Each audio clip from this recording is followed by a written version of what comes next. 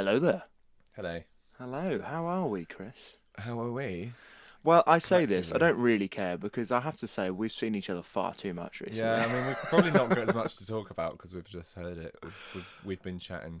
Yeah, we've seen each other a lot. So as we said before, we're in the midst of the tour. Well, I say in the midst, we're almost done now. We've only got tonight and tomorrow, and that'll Yeah, be it. it'll be done when this is out. So yeah. Yeah, but I'm sure there's plenty of things we can plug later on, so that's absolutely fine. Oh yeah. Oh yeah, baby. Always got something to blog. Always got things to plug.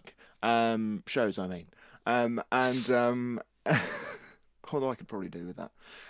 So we've seen each other quite a lot. We've been doing the shows; they've been going really well. So thank you, if anyone that's listening, if you had come and see the show, thank you very much. We'd love to hear what you thought. If you go to Raising Cane Productions, either the socials, or have you got an email as well for Raising Yeah, you Cane? can sign up to our mailing list from our website. We've just Ooh, actually set up a mailing list. So if you go to raisingcaneproductions.com, you can go to the bottom of the page, sign up to our mailing list, and we will start to keep you updated with a monthly newsletter about what Raising Cane Productions because is there's a up lot to. coming up, isn't there? We've got a lot on. Yeah, we've got a busy 2023. Yeah, we've got an Easter special coming up for the book at the end of the shelf, which is Right. going to be mental. A lot funnier. Still like darkly comic, but a lot funnier. I'm still finishing writing it at the minute, so I should probably Ooh. stop promoting it until I've actually written it and I know I can do it. But yeah, it's going to be a lot of fun. And then I've got A Year in a Day, which is my one-person show where I play Nathan, an Irish fella. And can we say Happy St. Patrick's Day? We're filming on St. Yes. So Patrick's this Day. is St. Patrick's Day today. Obviously, it won't be when you listen to it, but in retrospect, happy St. Patrick's Day. And why is that special to you now, Chris? Or why will it be special Well, to you? my granddad is Irish. He is from Navan, which always has the confusion of, are you saying Northern? He's Northern. No, he's from Navan, which is in County Meath. And yeah, I'm applying for Irish citizenship to be an Irish fellow, Very so I can get nice. that sweet EU passport. I see. I see now. And my partner will marry me if she can also get a sweet EU Really? passport. That's a joke. She won't. Is it? We're not getting married. Anyway, Very exciting. yeah. So yeah. That's it. Awesome. I'm That's gonna so be boring. Irish. I'm just English. That's how boring is Just that? old English. Just boring old Norfolk You've probably English. got something. Actually, no. You look like an Anglo-Saxon through and through. Well, my granddad, bless him, good old Graham. He used to really be into like family trees and stuff, Right. and we found that a lot of the Adkins family are between Scotland, America, and Africa. Oh, okay. Yeah, you can see the resemblance, don't you? But then, yeah, that's where kind of the Adkins kind of come from, really. But I could definitely do the Scottish. Callum's a very Scottish name. Yeah. So yeah, there we go. Cool. And Scottish is always also one of my favourite accents to do. Nice one. Um, but I did it once. I've got some Scottish friends, and they were begging me to do it for them. I thought you were going Basically, to say to stop. well, once I'd started, they wanted me to do it just so they could say how rubbish it was, and they were like, "Yeah, no, it's fine for an accent, but it doesn't sound like us." I was like, "Well, okay, I'm gonna work on that then," which I think I have. But yeah, no, I absolutely love accents, which I think is especially important nowadays because it used to always be that everyone had to speak like an RP until fairly recently, Yeah. until kind of about 10, 20 years ago, or even more so recently. And now it's very much people like regional accents. Yeah, especially for acting. So if you've not got a very strong regional accent, like myself, I don't really have a strong Norfolk accent, and even if I did, nothing really calls for a Norfolk accent No. in what is being made in this country. It's all northern accents are great, like Scouse, Yeah. Manchester, Yorkshire, all of those kind of big ones. So if you don't have a strong kind of good usable regional accent, then you've got to be good at accents Yeah. to be versatile and to get work. So that's kind of one of my favourite things to do, really. I love accents. But anyway, unfortunately, going back to you, I went to go and see you perform on Wednesday, Chris. Oh, right. Yeah. Yes, Chris now does open mic nights for his comedy songs. And do you know what? I hate to say it, it was quite good. It was very good. It was really good fun. You'll be able to see it on Facebook. Do you put it on Instagram as well? Or Yeah, just... put it on my Instagram. Yeah, Instagram and Facebook. Not on Raising Cane, on Chris St. Clark. He's got clips on there. But really, the best way to see him, if you can, is to see him live. Where are you performing next? I don't know really. I just kind of casually go to different open mic nights. I've got I'm going to go to Voodoo Daddy's showroom at the 28th of March and do the open mic there. But also I've got people are trying to get me booked in at the minute for a gig. So I think Voodoo's are wanting to get something for me. Paid work? Yeah. Wow. Yes, and so I'm trying to get my foot in the door in the kind of like music scene, but also the comedy scene. I'm trying to get my foot in like comedy clubs and stuff because there's not many people doing comedy music in Norwich. Yeah, which is funny because it is. I think it kind of ebbs and flows, comes in and out of fashion, like comedy, musical comedy. But there's a few good people about at the moment on kind of the national scene. Yeah. So yeah, it'd be great to get some more kind of going in Norfolk because I some people sniff their nose at it, but I really enjoy musical comedy. I think it's great. Yeah, I really try and do like just do funny storytelling, like do funny stories that can just be like fit to some music. Yeah, man. But yeah, no, it's been good fun. I really enjoy that kind of performing. It's something I'm completely new to, doing music. So yeah, it's been good. So the 28th is when you're performing at Voodoo Daddies. and is something else going to happen that night? Maybe. Right, so this has been going on for a long time now. So as I think we've said on the podcast before, I've been desperate to try some stand-up comedy. And seeing Chris do his comedy songs, doing open mics, it's given, I don't know, it's given me a little bit of confidence. Because I was so bad. Yeah, I just thought, it can't go any worse. But no, I just, I don't know. I've had an itch to do it for ages, and I watch a lot of kind of comedy, not in person, unfortunately, which I need to do more of, but online and stuff. And I got some of my favourite comedians that I love watching. But yeah, so I've had a real itch that I need to scratch, and you kind of doing it has made me want to try it out. So we keep saying you're going on the 28th to Voodoo Daddies, Tuesday the 28th. So I may or may not be there to try some comedy. He will. Also, no, I need to. I think I do it unless something terrible happens. Touch wood. I should be there, and I should try out my my comedy. I do worry because like there's food being served, and at this comedy night, and at this open mic night, and my comedy, the set that I put together, I don't think lends itself well to eating while you're listening to it. Meat slop. Well, I haven't. I'm not doing the meat slop story. It's all, well, it's quite literally it's shit jokes. Yeah. But it's just about all of my comedy. Like I've got loads of different sets that I've put together, but this particular one, which I'm starting with, just revolves around my life and some of my tragic stories. And yeah, unfortunately, a lot of that goes towards my bowels. So apologies for that, and mainly out, yeah. How are we on poo poo pee pee bum bum again? Two episodes in a row. I hate to say it, I think we're going back there later on with the meat of this episode. But yes, so I mean, if people would like to come, then it'll make me have to do it if I know that there's going to be an audience there. There will be an audience. I mean, there was like 80 odd people when I first went there. Not to scare you, but book a ticket. Book a ticket. Okay. Well, there we go. So I've said it on air now, so I'm going to have to do it. So that's the end of this section. Let's have the opening song, and we'll go into our second section. Actually, talk about some film. This is not a reflection of my songwriting abilities, by the way. This song. It is.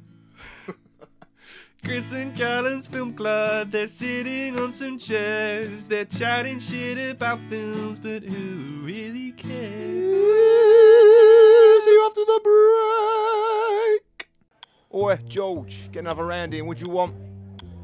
I'm not sure really. Can you ask what IPAs they've got, or maybe a craft ale? Oh, and can you make sure that the hops are local? And I'm sorry, what's happened to beer? Like, since when has it all become so snobby? All I want from a beer is it to be wet, golden, cold or warm. I ain't fussy. That's why I drink beer from the proper pint, people. Because with them, there ain't no messing about. The proper pint, people. It's beer, but done proper. Get it down, you son. But what about this lovely craft ale that I've found? You can shove it, sunshine. Hello. And we're back. Hello. Hello. We would just start. Oh, that was a really short section. There's a reason. It's because I forgot to talk about what I wanted to talk about. So I went to. I did something other than your show because I have a life outside of your show, Chris. No, you don't. Sometimes. I own you. Well, I forgot to sign the contract, so actually you don't own me. I don't have to pay him.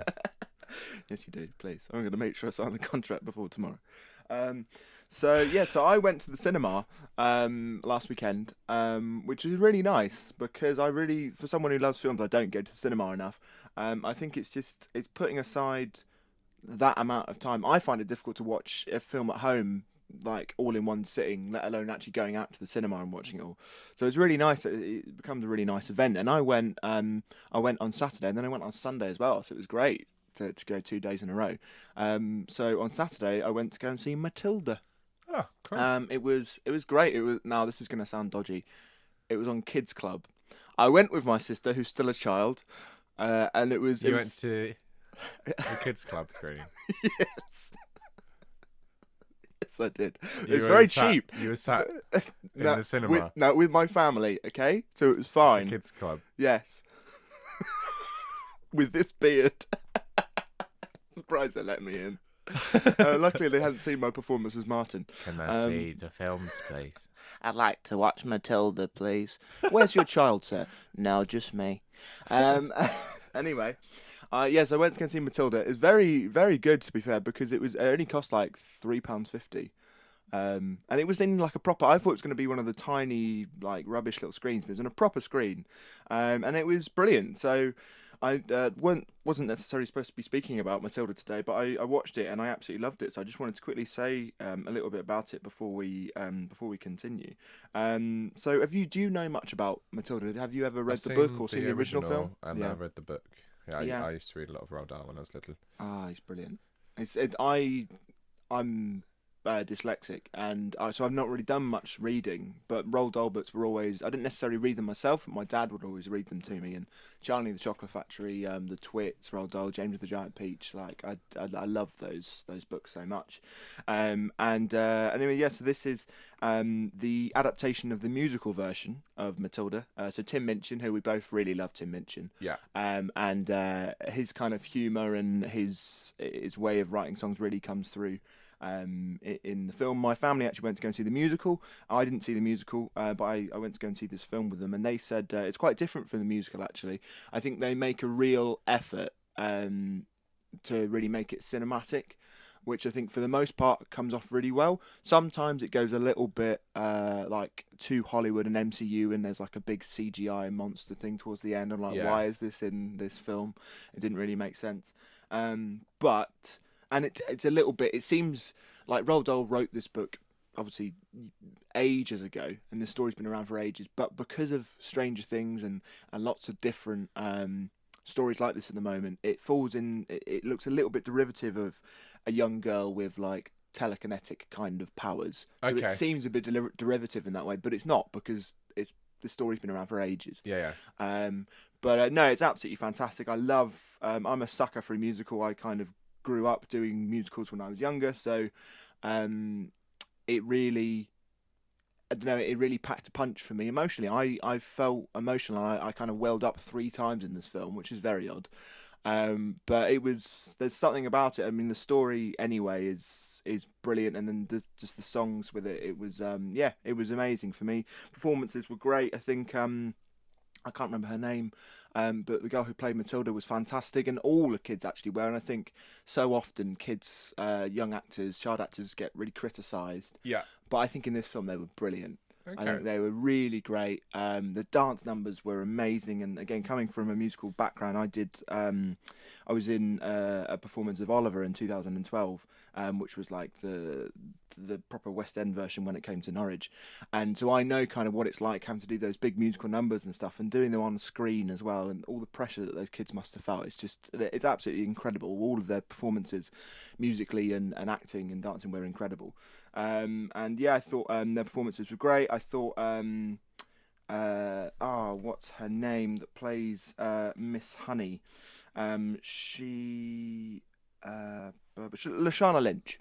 So she played 007 in the latest James Bond film, Right. the Okay. last in the current Yeah, yeah, I know the franchise. one. She was also in. Funny enough, she was in Captain Marvel, and like this is a completely different role, and I've never seen her like this before. But she was incredible. I just felt so much empathy for her, and she was amazing. There's a song she does about a little house that she has. It's not much, but it's home to her, and it's just such an emotional film. I absolutely loved every minute of it. And there's silliness, there's sincereness. Like to me, it was like I didn't expect it, but it was almost like a Saw film at the end. Like Okay. no, which sounds mad, but like there's the thing which comes from the book called a chokey, because a lot of this film is about kind of Roald Dahl's experiences Were with. you in the right No, genuinely, cinema? genuinely. What's a There was. chokey? No, this is from the book. I can't remember So it. I was so little like then. Roald Dahl, I'm guessing, which is kind of what this book is about. I'm guessing is about corporal punishment in schools, Right. and I'm guessing he didn't have a great kind of experience in school. But so what he writes in the book is what's called a chokey, which is like where bad children are sent by Miss Trunchbull, and it's like horrific in the film. Like it's this little out outback shack with like spikes in it, and then at the end, not to spoil it, like there's one for all of the children, and it goes proper Saw, like these horrible contraptions. And like, what is going? I'm in this You're screening selling with it to me. children, and I'm like, what is? I'd be terrified if I watched this film. Like I remember I was scared watching the original film, which I don't think was scary at all. But yeah, so there's yeah, this film's a lot, but it's fantastic. I think it's very timely as well, with all of the things going on with teachers at the moment, with teachers' strikes, and wherever you fall in that debate, this film really shows the importance of teachers and modern teaching, and And how not locking up kids. not locking up kids, That's the moral of the but story. how that one teacher just one thing that a teacher might say to a child can completely change their trajectory, and, Yeah. I've had that in my life, and I'm sure you have as well, and they just unlock your potential. So yeah, this film was amazing, and it's out of cinemas now. That was to say that was just a kids club showing. Don't judge me. And but it was genuinely, when it comes out on streaming services, which I think it will because it's made by Netflix. Please watch it. It's fantastic. Cool. So sorry, that was a bit of a divergence there, but No I really worries. wanted to talk about that. And also, I went to go and see Avatar, Avatar 2: The Way of Water. But I'm thinking for our next episode, I want to talk about Avatar. Okay, cool. I'll go see it. Yeah, I want to talk about Avatar as a franchise and kind of what it stands for in modern Hollywood. So stay tuned for the next episode where we talk about that. Anyway, back on track. Let's Yes. talk about, first of all, recommendations from last episode. Yeah. Let's start with you, Chris, because I've been talking a lot. Yeah. I watched Dog Day Afternoon. And going into it, seeing the cast, seeing that it was an Al Pacino film in the 70s, I was expecting something very Taxi Driver-esque, Yeah. very Godfather-esque. I mean, it's even got his name is the guy who plays Fredo. Yeah, I know exactly who you mean. I can't remember his name as either, yeah. but yeah. But so seeing those two as a pairing, I know very little. I knew very little about Dog Day Afternoon, and I just knew it was an Al Pacino film. And the humor in it is so funny. I was Yeah. expecting something, because so many films from the 70s are so kind of dark and gritty, and they really went for that movement of just really like pushing the boat with like gritty storytelling, and it is to an extent, but the humor in it, I was just laughing out loud. I wasn't expecting. The humor knocked me off my feet. I was not expecting it to be so funny. So the premise is that Al Pacino's character, Sonny, goes in to rob a bank with two of his friends, and just everything goes wrong for him so quickly. Like, And it's based on a true story. is it? Yeah. Yeah. Yeah, and everything just goes so wrong for him, but it's all their own decisions. It's all the things they just do. They make bad decisions and then immediately have to face the consequences. And obviously, it very quickly escalates to a huge police standoff. Yeah. It's so funny. It's absurd, isn't it? It's really funny, and it really plays around with making a protagonist who is ultimately doing something bad very likable. He's a very likable character, and they find ways of making you latch onto them. I could see a lot of influences that other films have had from this film, and the 70s also did I really like films from the 70s because a lot of them do what I really enjoy about storytelling is when they kind of keep it centralized in one location. So I find the best stories are ones that could also be a stage play. So if this could be set in a bank, it could be a set in a bank, as a stage play. And there's so many films from the 70s that are like that. There's like Assault on Precinct 13, which is another John Carpenter film. You've got what's it called? I can't remember. Yeah, so films like Assault on Precinct 13, and then so like modern films that I've seen, they've taken a lot of influence from this. Certainly Tarantino really likes that kind of like Reservoir Dogs. It's got huge influences from this, and Hateful Eight. Those kind of films where they're just like intense dramas that have got really high stakes, but that kind of comedy dialogue. And then Free Fire, which I mentioned I think maybe last week or 2 weeks ago, which is a Ben Wheatley film. I can see like real influences from this, and that's set out in a warehouse in the 70s. It's produced by Martin Scorsese, and it's like, yeah, that one central location that's really high stakes, really good drama. I love it. I really loved it. And I love films like Taxi Driver as well. So I really was expecting something like that. But yeah, it really took me by surprise. That's why I really wanted someone else to watch it, because I think we just had to study a scene from it when I was at uni, and then we had to write our own scene as if it was right after the film. I don't think many people actually watched the whole film. Right. And so I haven't really had that many people to properly talk about with it. But it's absurd, isn't it? Like, as you say, it's completely subverts all expectations of what you think a bank heist film's going to be. Yeah.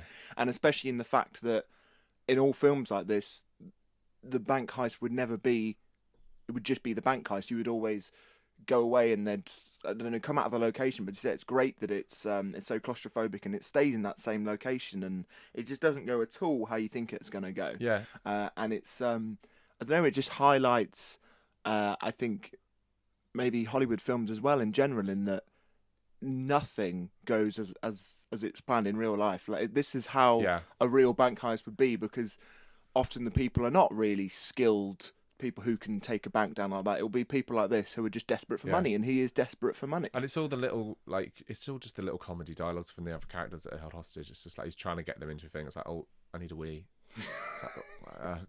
It's great. It's all those little, like, there's one moment where a woman starts to smoke. It's the first time she's ever smoked, and she wants to smoke because she's in a hostage situation, and the hostage taker's like, why are you doing that? That's bad for your health. And she's like, you're robbing a bank.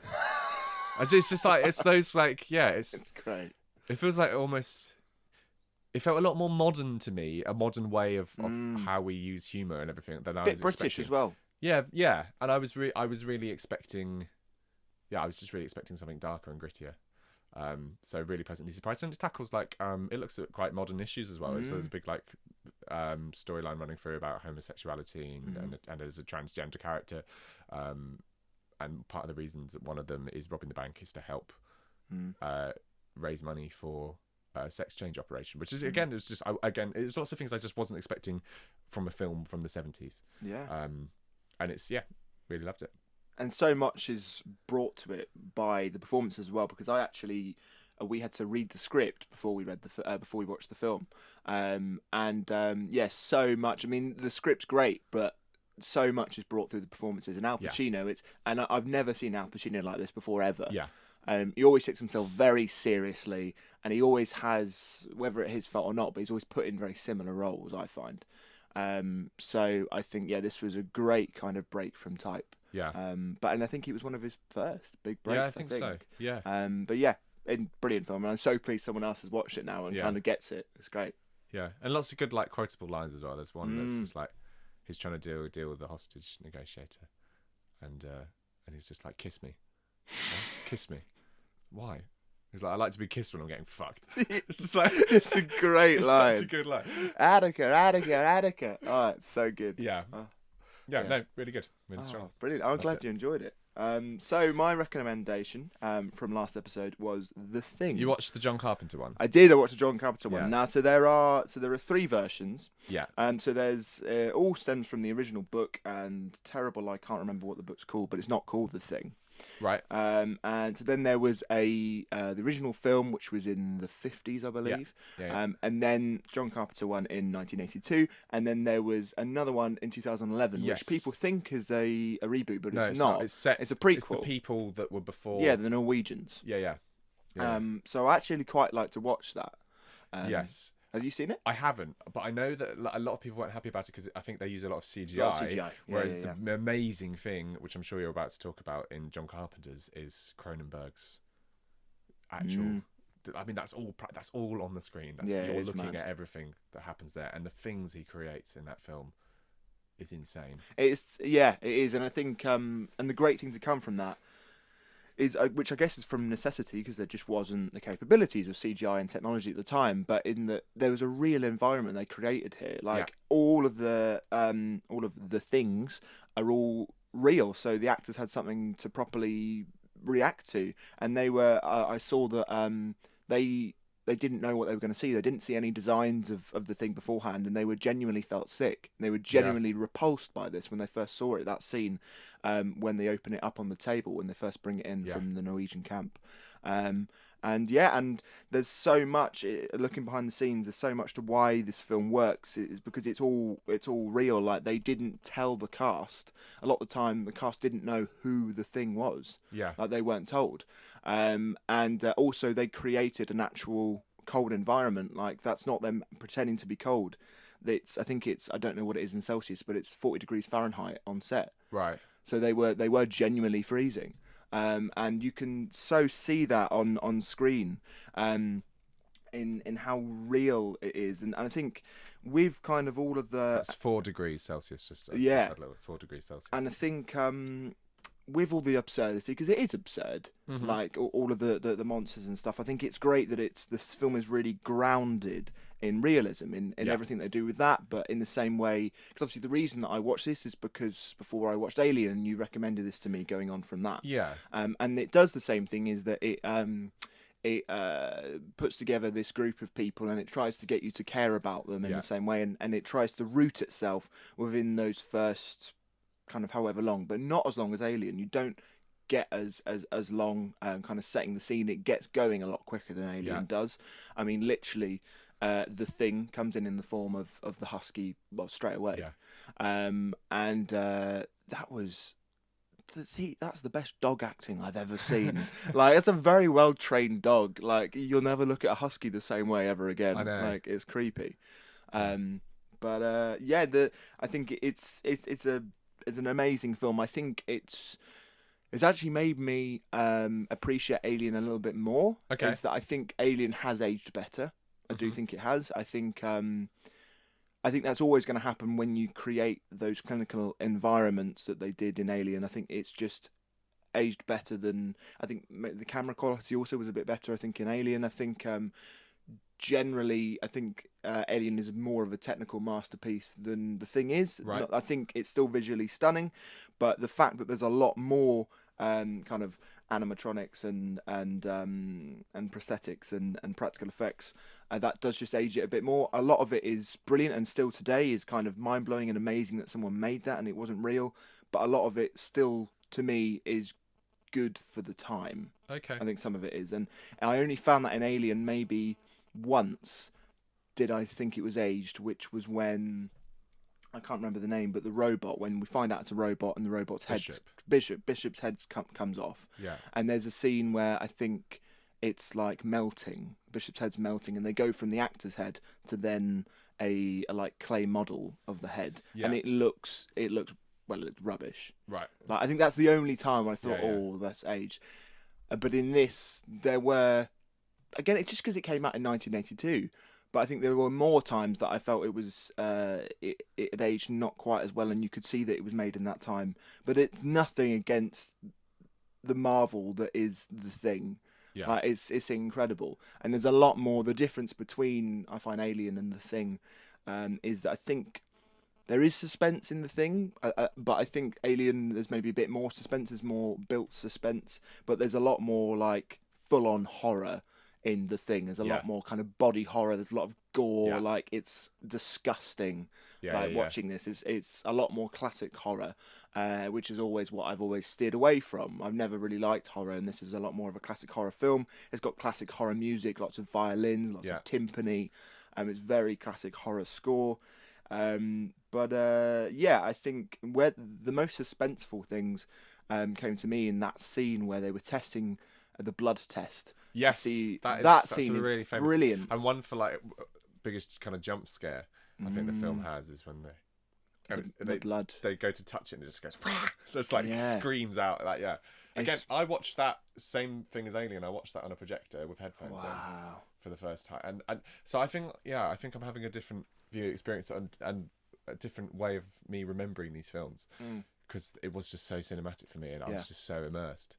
But no, they're two of my favorite films. I obviously like films where there's a bunch of people trapped in a location and they're getting murdered one by one. Well, it's like you said about Dog Day Afternoon. It's Yeah, mainly one location, really. Yeah. It's the site, and it is very claustrophobic. There's very small hallways, small rooms, and even when you go out into the wide expanse of Antarctica in the snow, even then you feel claustrophobic because it's so dark and it's so isolated. Yeah. Like the only other people anywhere near them was the Norwegian camp, and they're all dead. yeah, Like I think that's great in that sense, and I think I love films like this, where it's almost a who done it, but it's a Yeah. who's who.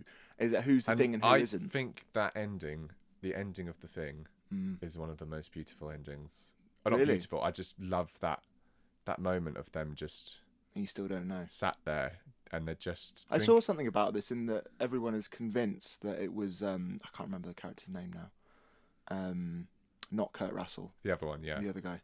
yeah, and I remember reading online there is some subtle giveaway that it is him. But yeah, just that kind of that moment of them just And it's sat that there. confidence not to which all films do now is that you would then see 2 weeks later and you see what happens afterwards. Yeah, But you don't need to. Let Yeah. it go to your one imagination. of them is The Thing. Yeah, and that's fine. Someone. Yeah, and I think that not enough now are we left to our own imagination because everything is shown. And I think, this is an absolute marvel of a film. It's made me appreciate Alien more. I enjoy them both, but in different ways. I think there was... The difference for me is that there's a lot more crew in this film, so I found it a bit more difficult to care about the people dying because you didn't get as much. Even though I complained about that in Alien, I think even more so here, you don't get much time with a lot of the crew at all. Yeah. Because there's so many more of them. But I think the crew that you spend more time with towards the end, you do end up caring a bit more about. And I think you can believe, again, the same as Alien, you can believe them working as a team, that they each have kind of their different roles and very different kind of personalities. And there's some great performances. I think Kurt Russell, I don't think I've seen any other Kurt Russell in his prime. I don't think I've ever seen any other Kurt Russell when he really? was young. I've only ever seen Kurt Russell in his older years. Okay. I've seen quite a few. Like, Yeah, of he's a force of nature, and wow, what a beautiful beard, and what a great look. Some good ones are like Escape from New York. I can't remember which one the first. I think it's Escape from New York's the first one. Again, very silly. Like a lot of very over the top action, but that's very good. Yeah. Yeah, I'd definitely be watching some more. I think he's great. He's incredibly watchable, and there's great twists and turns in this film. I genuinely didn't know that in that scene when they're testing the blood, I did not know it was him. Yeah. I did not know that was the character. So obviously that is left on a kind of for you to settle on for a long time, where you see the dog go into someone's room and you see the shadow, but you don't know whose shadow that is. Yeah. And I just, there's some great tricks in this film, and it really does keep you guessing. A very similarities, but a very different film to Alien. But I think it's brilliant. I don't know if there's one that I prefer to the other, but they're very different. But very pleased that I've watched it, and also what I think it did benefit from, which didn't help Alien for me, was I didn't have loads of I didn't know what to expect, basically. Right, okay. I didn't have all that expectation which I had with Alien. Alien was, as I said before, Yes. Alien in quotation marks. It's like heralded as this amazing film. And I've heard bits about The Thing, but not really. Yeah. Like, I've not seen, there's not clips everywhere like there is of Alien. I didn't know what was coming. I didn't know what The Thing looked like. So I was very happy to have that going in basically blind. That really helped my experience, I think. Very pleased I watched it. Thank you for recommending it. No worries. And, Again, one of my favourites. Fantastic. Right, so this is a bit of a longer section today, but we've still got one more to talk about. We've got Callum's Confession to talk about, which was is amazingly that this had to be a confession. It's the original Jurassic Park, 1990. Also, I realised we messed up in our game last time. Did we? I hummed a tune that I didn't know where it was from. It was just in my head, and we went Back to the Future. It wasn't. It was also Jurassic Park. It was a different theme from Jurassic Park. Was it? Yeah, I can't remember it now. Ironically. Really? Oh, Oh, it is. Oh no. And we were like, Back to the Future, baby. What's Back to the Future? Oh no. They're quite similar. They are similar. Oh, anyway, so I watched. I'd, correct our mistake from last time. Apologies. So so I finally watched Jurassic Park. Thank you very much, Chris, for lending me the Blu-ray. I mean, it's amazing that I've gone this long without seeing it, but I have seen Jurassic World, which is terrible. And funny enough, watching it after already seeing Jurassic World and Jurassic World 2, whatever that was called. Muppet. Sorry. It's plain to see how much Jurassic World is it just retreads all of the same ground, and it's not really particularly original at all. Yeah. It does a lot of the same things. But Jurassic Park is awesome. It's, I think, my favourite film that I've had to watch for this podcast so far. Oh, cool. It was great, and what really helped that is that I got to watch this film. I didn't have anything to do for the 2 hours. I got to watch it uninterrupted. There was no one in the house. I watched it at full volume. Yeah. And that really helped my experience. It was brilliant. Just having that song it makes me, even though I hadn't seen the film previously, because that song is so a part of the zeitgeist, it makes me, I don't know, it just makes me happy. And even more so now that I've actually seen the film and understand it. It's an awesome film. It's what I think a lot of people refer to with Spielberg, in that he's great at creating wonder. He's the best director at creating wonder, I think, better than anyone else. Absolutely. And that was the word that really comes to me when thinking about this film is kind of wonder, and that the music really helps that. And the music is kind of constantly throughout this film, like any moment it's all the way through it. In there's different themes, but the main theme is in it a lot, but kind of different parts of it. And I really miss that about modern film, like that kind of that level of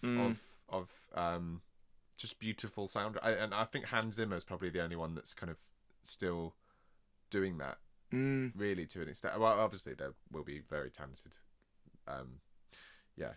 film scorers out there, but we just seem to have that kind of like breathtaking kind of soundtrack that you could just put on and listen to as you go around the house. It's just beautiful music.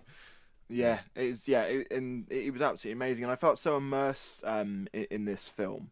And I think it really holds up. Yeah, I genuinely 100%. think this film holds up so well, and which is a real kind of testament to the technology that they brought at the time, which was so new. Like I saw that originally it was supposed to be all animatronics and all puppets, And unfortunately, I think they filmed a lot of it, and then the guy they found that they were playing about with this technology, and they said, "I'm so sorry, but we're going to have to do this." And there's still a lot of puppets and animatronics in the film, but the effects in this I film know. are There are incredible. films coming out now that do not have Yeah. the level of effect that, yeah, It's just the quality of amazing. effects that Jurassic Just the Park does. textures of the dinosaurs are incredible. And I was expecting to go, oh well, Jurassic World kind of obviously because of the age, like it is better, but it's genuinely not. No. Jurassic Park. It's everything about it's ahead of its time. It's incredible. Yeah, It's absolutely just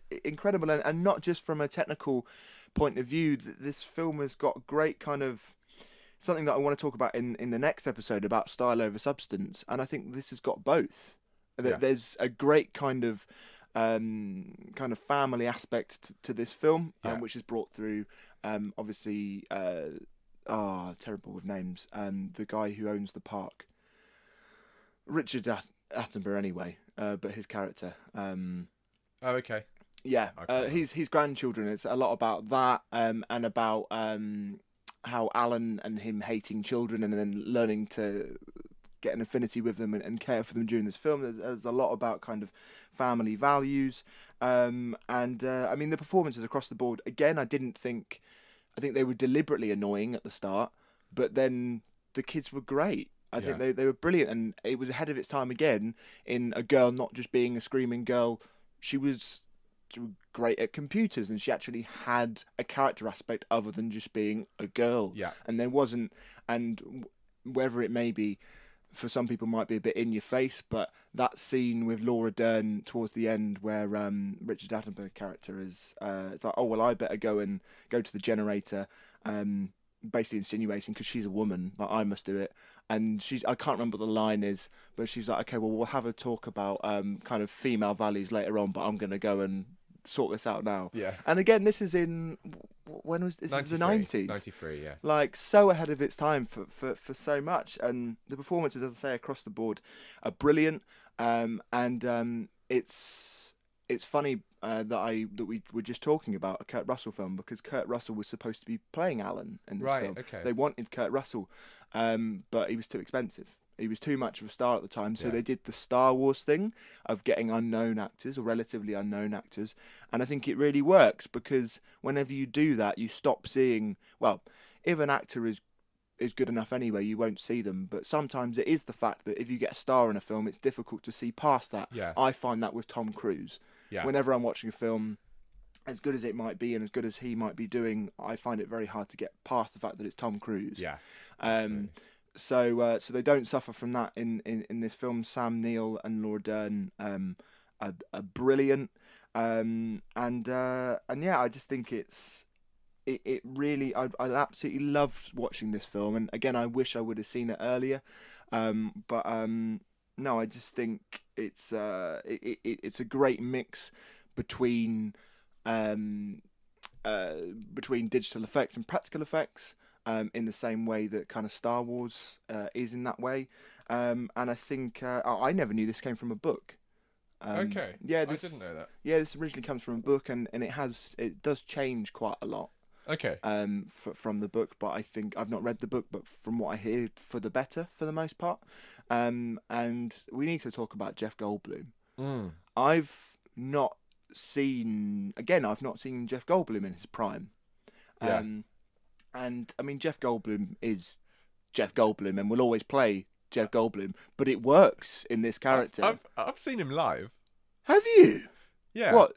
What, doing his music? Or at Glastonbury on the West Hut what? stage. Oh He my was, god! yeah, he was there doing just jazz. He was just kind of like bringing loads of different people. It was a very surreal experience.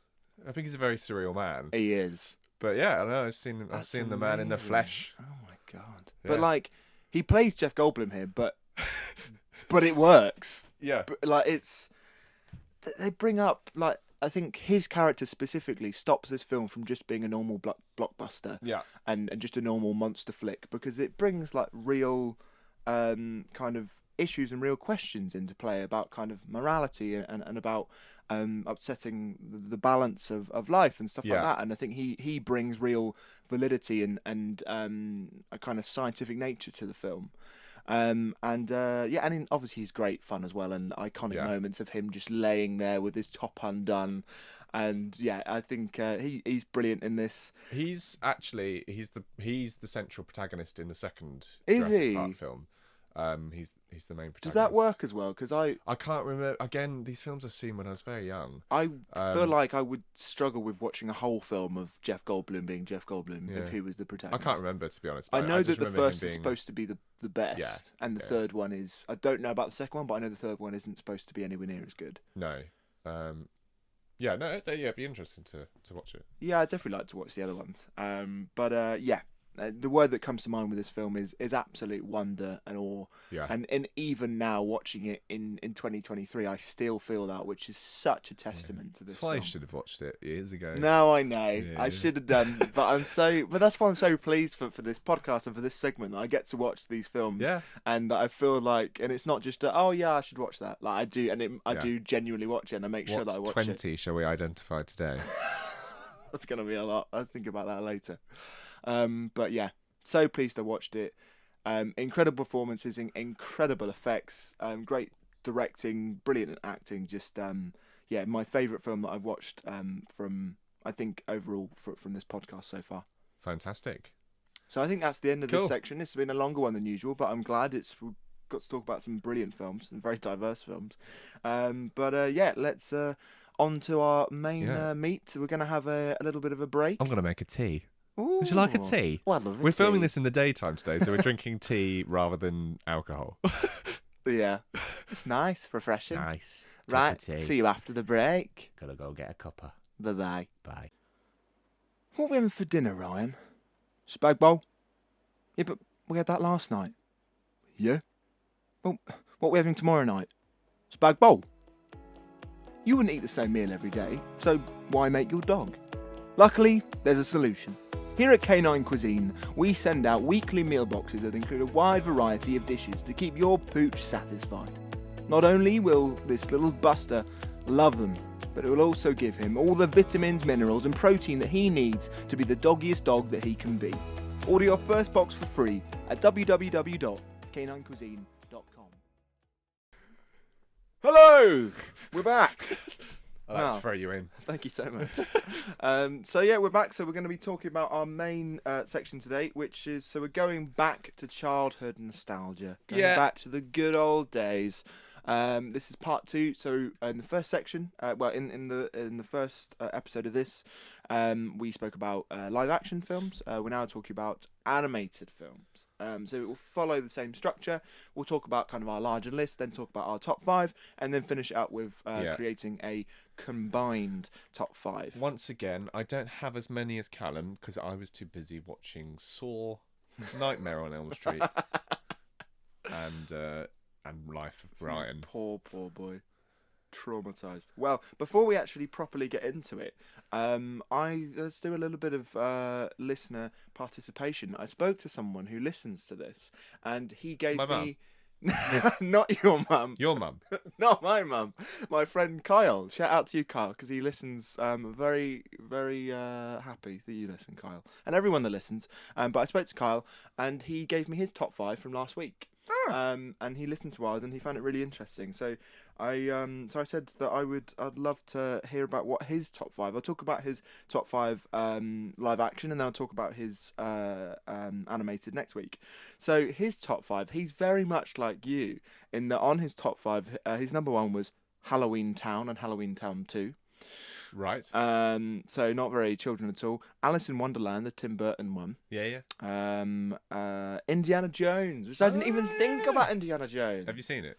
Of course I have. Right. You haven't seen Jurassic Park. I've got to know. check these things. I know. I should have put that in there, but yeah, Indiana Jones, great film. The Golden Compass. Yeah. I remember Yeah, I watching never when really was seen there. that. I only know that it's got a big.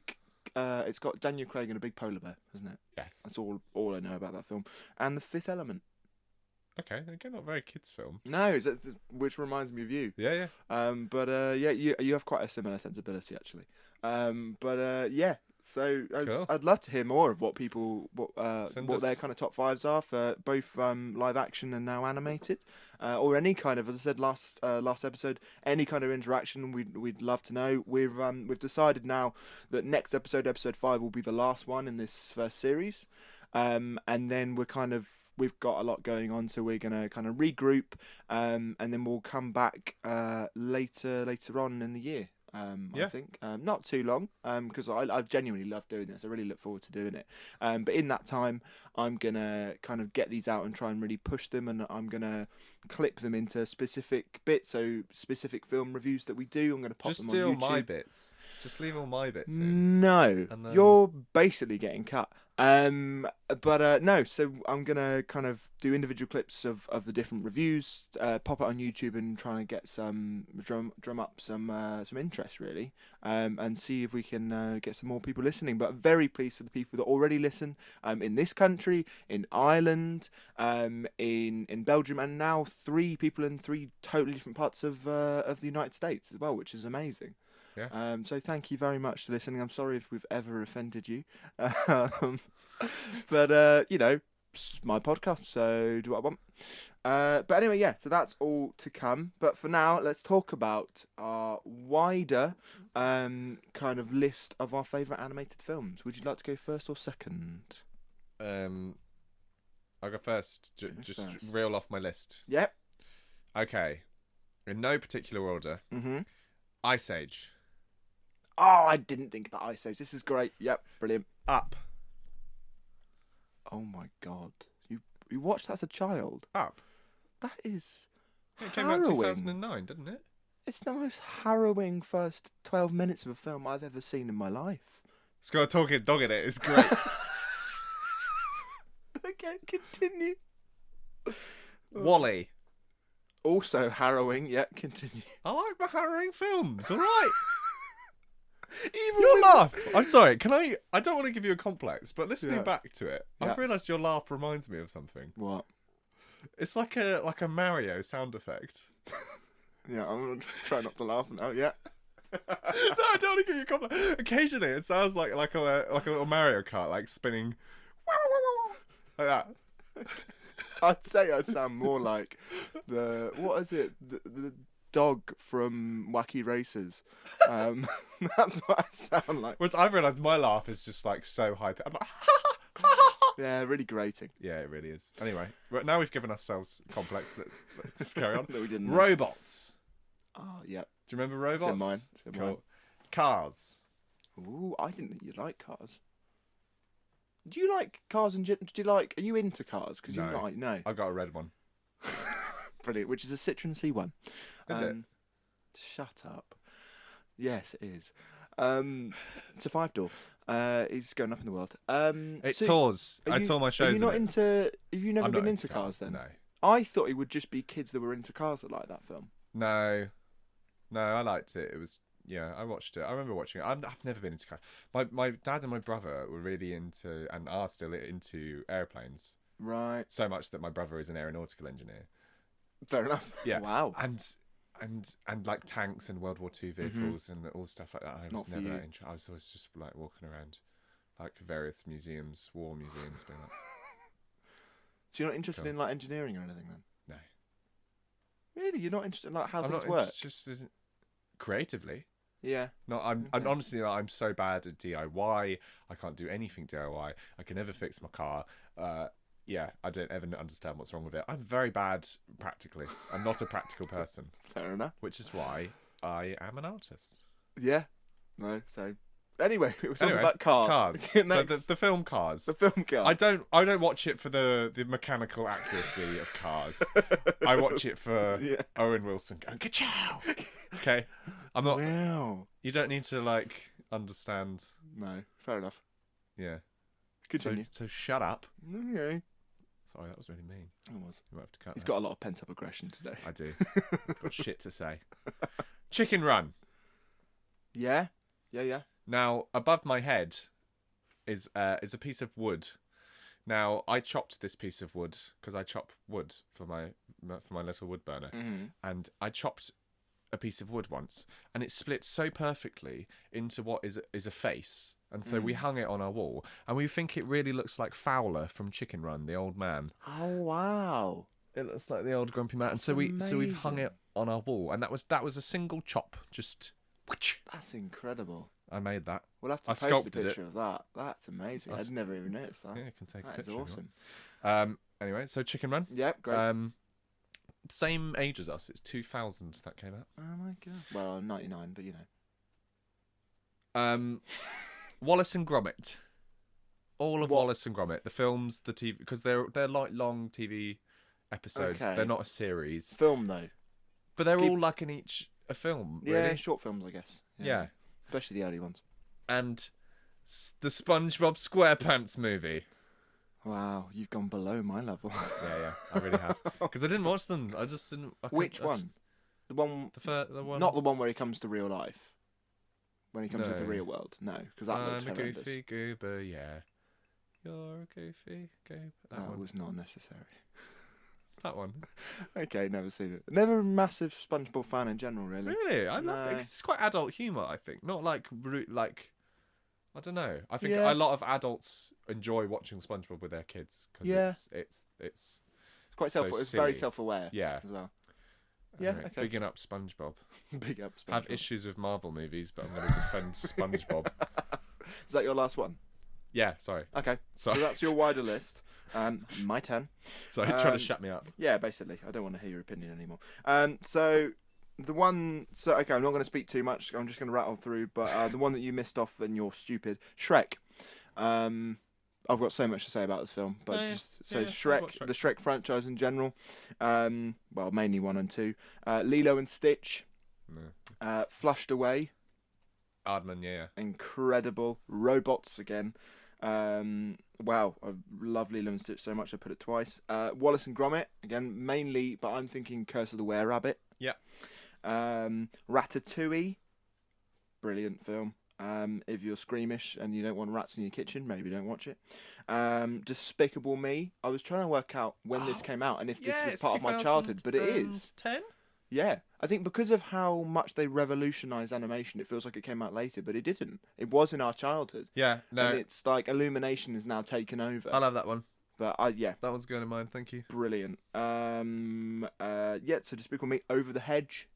Oh, yeah. I used to watch that. Yeah, great film. Yeah. Bruce Willis plays a bloody raccoon. Does he? Amazing. And William Shatner does a voice in it, doesn't he, as well, I believe? Oh yes, I think he Plays like a possum or something. Yeah, the possum. Yeah, brilliant. Kung Fu Panda. Where's that in my memory? That's strange. It also had a PS2 game, Over the Hedge. Over the Hedge, which I didn't have lots a of people PS2. played. Oh, what did you have? Do you not have a console? I had a Nintendo 64. Wow. Some retro. What did you play on that? Mario? I played Mario. I played Mario Kart. Please tell me you played Smash Star Wars Brothers. Pod Racer. Yeah, Star Wars Pod Yeah. Racer. I played. Did you play GoldenEye? James Yeah, Bond? yeah. Ocarina of Time. Legend of Zelda. Oh, Ocarina of Time. All the good shit, you know. I'm sorry, I was so off of topic with that. I actually want to go buy myself one now. A Nintendo 64. Do it. Yeah, you can, off of all the profit you've made off of this play, you can go and spend it all on Nintendo 64. Yeah. Money bags, Chris. Money bears, Chris. Yes, so Kung Fu Panda. Yeah. With Jack Black. Madagascar. Mm-hmm. Great, very quotable. Chicken Little, No, I didn't which I watch think that. a lot of people maybe forget or maybe didn't watch, but great film. Very weird, but great film. Toy Story, obviously revolutionary. And Treasure Planet, which I don't hear of many people that have seen it. A few of my friends have and love it as much as I do, but brilliant film. Cool. Obviously a kind of Disney space play on Treasure Island? Treasure Island. Okay, no, I haven't seen it. I don't think I've even heard of that. Well, I'm going to talk about it. But right, so let's go to your top 5 then. Okay, I haven't worked this out yet. I'm going to do it as I go. Ooh, I'm going to look at them and exciting. instinctively go for them. Number 5, I would say Wally. Okay, Wally. Are you doing this in... I didn't even think about doing it in actual order. No, I'm just choosing top 5. Okay, so Yeah, Wally. Wally. I loved Wally. I thought he was so cute. I loved the. Again, Pixar always just have such a strong message in their films, and I just Mm. loved. I don't know.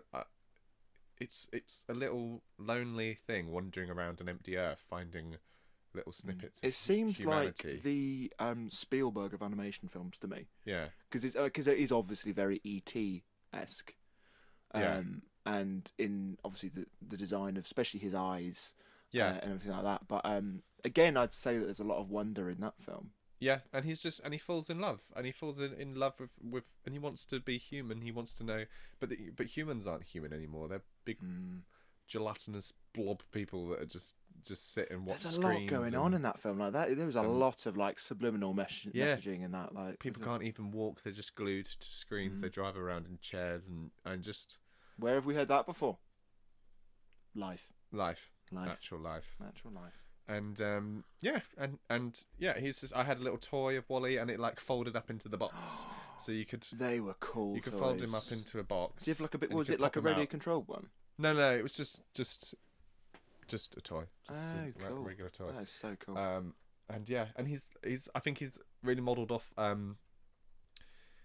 the robot from Short Circuit. Have you seen that? No. Okay, they're quite similar looking. I think there's like a lot of design that looks quite Okay. yeah.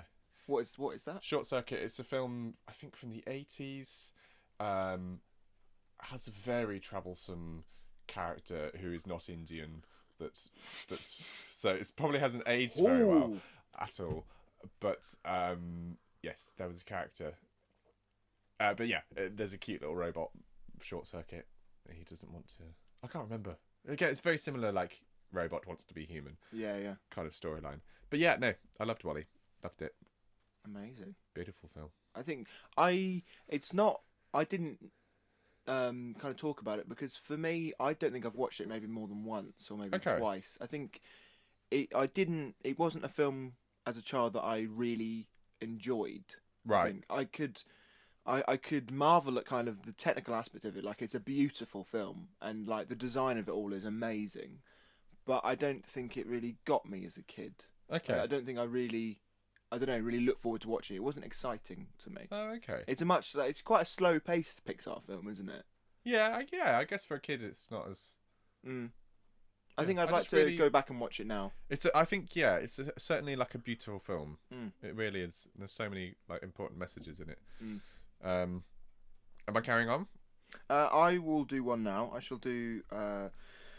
Right. Oh, I've got to think as well now. Well, off the bat, the obvious one, Shrek.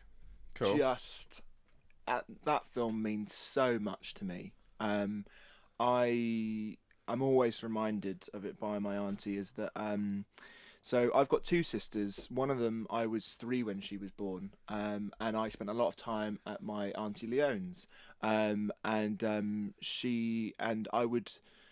When obviously my mum and dad were away, my dad working and my mum working as well, but also obviously having a baby, so I was with my auntie a lot, and I would constantly, every time I went round, I would ask to watch Shrek on Yeah. repeat on video on VHS, and I think I wore out the tape. I watched it so much. You wore that Shrek tape out. I just did. Like I could quote the film. Even at that age, I could quote that film, that first one. I loved it so much, and I don't. Looking back at it now, I don't know what it was exactly, but I really loved that film. And then obviously the second one came out, and I think the second one objectively is a better film. Yeah, I remember. I didn't have the first one on DVD. Right. I had the second one and the third one, so I used to watch those a lot. And I think every now and then I see a bit of the first Shrek, and I'm like, I don't remember this at all. And I think I'm going to remember more, but I probably didn't see the first one as much. Yeah, I think for me, as I say, I think the second one's a better film, but as nostalgia goes, that film is so much a part of my childhood. And the second one, obviously, they're really advanced technologically for the second one. It's far more intricate backgrounds. There's a lot more going on. If you watch the first one now, it does look quite dated because there's not very intricate backgrounds. Yeah. There's a lot of the same locations, not many different character designs. But it's so funny. There's so many Yeah. references, like Matrix references, like so many different references throughout the entire film. And it's so funny. The music, obviously, the music is Yeah. incredibly famous in that first film, but the second film, yeah, I think it is better. It's again very funny. It introduces one of my favorite animated characters ever, Puss in Boots. Yeah. Yeah. Pray I for mercy. Oh, it's yeah, so good. And even though I don't think the fourth film is anywhere near as good, but it's got a great line in it from Puss in Boots. They make Puss in Boots fat, and he goes, "Feed me if you dare." It's just which I think really I feel very attached to that. "Feed me if you dare" is a great line. Uh, Did you it's very know true. that Mike Myers did it in, Yeah, I believe, his normal did it in accent, the normal accent. and then They recorded the whole film, and then yeah, he was like, "I'm really sorry, but because he's got Scottish roots." yes, yeah, yeah, And he was like, I want to try this. And spent, or they thought at the time, wasted so much money on doing it all again in this Scottish accent, which a lot of people would disagree that it's a proper Scottish accent. But for American audiences, yeah, yeah. that is what Scottish people sound like. And I think it's paid dividends so well. It's made the characters so much more universake. I think. See what you did there. Hey, It's DreamWorks. Is it? it's Even? DreamWorks, Oh, it's not right. Okay. Universal. That's right. God's sake.